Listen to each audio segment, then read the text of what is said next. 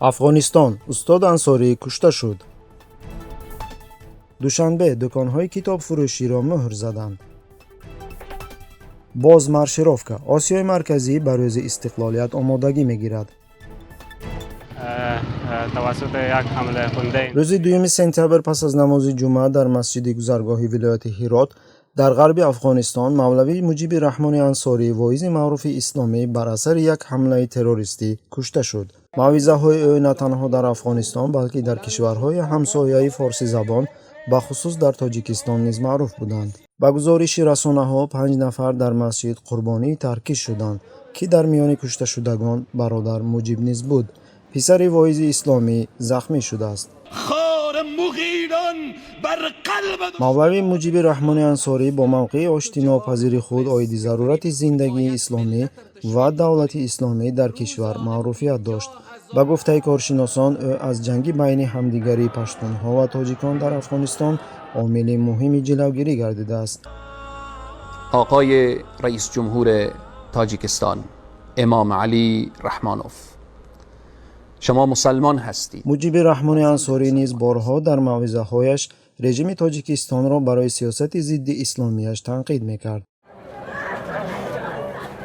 قابل ذکر است که طی چند ماه اخیر در افغانستان در همین گونه شرایط چند نفر از علمای با نفوذ اسلامی کشته شدند. از جمله استاد رحیم الله حقانی، شیخ سردار ولی صاحب، مولوی امیر محمد کابلی، شیخ ابو احمد سلفی و دیگران.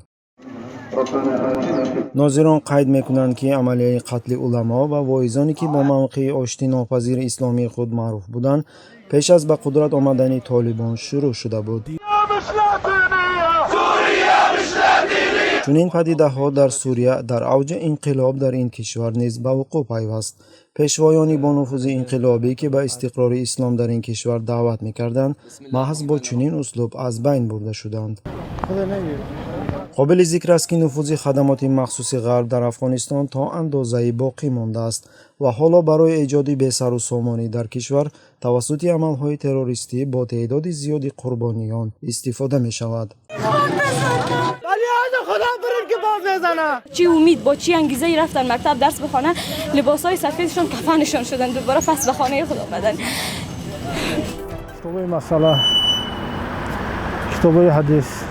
در دوشنبه مقامات دکان‌های کتاب فروشی ادبیات دینی را در نزد مسجد مرکزی پایتخت مهر زدند. یکی از صاحبان چنین دکان کتاب به خبرنگاران آزادی گفت مقامات 3 هفته قبل در دکان‌های آنها را مهر زده با فروش ادبیات دینی اجازت نمی‌دهند. بیش از 10 مغازه فروش ادبیات دینی از جانب ریاست اتحادیه‌های دینی کمیته دین مهر بسته شده است. آزادی با تکیه به یک کارمند کمیته خبر می‌دهد که ماه گذشته بر اساس سنجش فعالیت این دکان‌ها از جانب کمیسیون مشترک از چند شعبه به در آنها مهر زده شد. حالا چند مواد و ادبیاتی که در دکان‌های کتاب مصادره شده بودند تحت آموزش قرار دارد، اما فکر می‌کنم که این مغازه‌ها دوباره گشوده خواهند شد، گفت نماینده کمیته دین. باید گفت که در تاجیکستان بیش از 10 سال است که واردات و نشر ادبیات دینی تحت نظارت قطعی قرار گرفته بدون اجازه کمیته دین به هیچ یک کتاب دارای خصوصیت دینی در رف‌های دکان‌های کتاب فروشی جای داده نمی‌شود. یکی از ساکنان محلی با نام عبدالحلیم به تحریریت خبرها گفت این دکان‌ها قریب یگانه جایی است که نه تنها برای ساکنان پایتخت بلکه برای ساکنان دیگر منطقه‌ها نیز هر نوع ادبیات دینی را خریداری کردن ممکن بود. در اینجا اصلا تنها ادبیات تصدیق کرده کمیته دین میتوانست خریداری کرد که بسته شدن دکان‌ها اکثر ساکنان محلی را به حیرت آورد. روز از روز جانب مقامات تاجیک برای دینداران در آموزش اسلام مانع‌های بیشتر ایجاد می‌کنند. فرزندان مسلمانان نمی‌توانند دین بیاموزند. با مسجد رفتن کودکان منع است. ساکنان کشور به فرزندانشان آنچه را که خود می‌دانند تعلیم می‌دهند.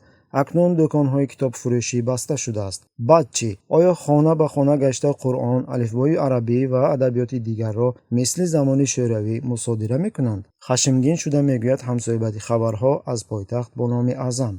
وقت ضرور است. چی ضرورت داره؟ خب اگه چیزی نمی‌فهمیدی که می‌فهمی. خوب نیست.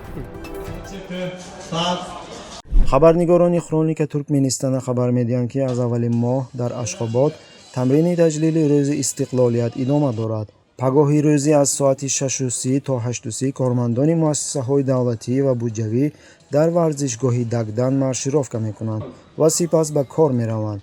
дар корхонаҳо коргарон ба ду гурӯҳ тақсим шуда ҳар рӯз ба варзишгоҳ мераванд.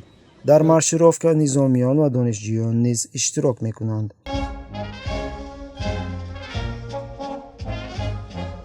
барои режимҳои кишварҳои Осиёи Марказӣ таҷлили густурдаи ба истилоҳ рӯзи истиқлолият як амали маъмулӣ шудааст. ҳамчун мисол дар Тоҷикистон донишҷӯён ва мактаббачагон дар зери офтоби сӯзон беш аз як моҳ аст ки дар тамрини намоишнома барои ифтитоҳи боғи нави Маҷмаъаи Истиқлол ширкат мекунанд.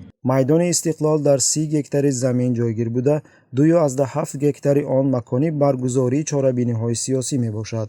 сохтмони боғ соли 2020 оғоз шуда барои он биноҳои истиқоматии кӯчаҳои Саид Носир, Ҳабиб Аҳрорӣ, Ойгул ва Фазлиддин Шаҳобов ки дар он беш аз 300 оила зиндагӣ мекарданд таҳриб шуданд. мана заминои овия иҷоза наметиҳад ҷо танга ба ҳамин сабаб ба гуфтаи сокинони кӯчонида шуда ҷубронпулӣ барои манзил аз арзиши бозор камтар пардохт карда шудааст. онҳоеро ки бо чунин арзиши ҷубронпулӣ розӣ нестанд зуд ба суҳбат бо намояндагони мақомоти ҳифзи ҳуқуқ даъват карда мешуданд то онҳоро маҷбур бикунанд. мақомоти тоҷик аслан қасд доштанд ки боғи мазкурро то моҳи сентябри соли 2021 дар рӯзи таҷлили 30-умин солгарди рӯзи истиқлолият ифтитоҳ кунанд ки онро намояндагони расмии мақомот борҳо эълон карда буданд. ёдовар мешавем ки боғи истиқлолият бо майдони маҷмаъаи меъмории рамзи истиқлолият ва озодӣ дар шаҳри Душанбе бахшида ба ҷашни 30-солагии истиқлолияти давлатии ҷумҳурии Тоҷикистон дар майдони 30 гектар бунёд карда мешавад.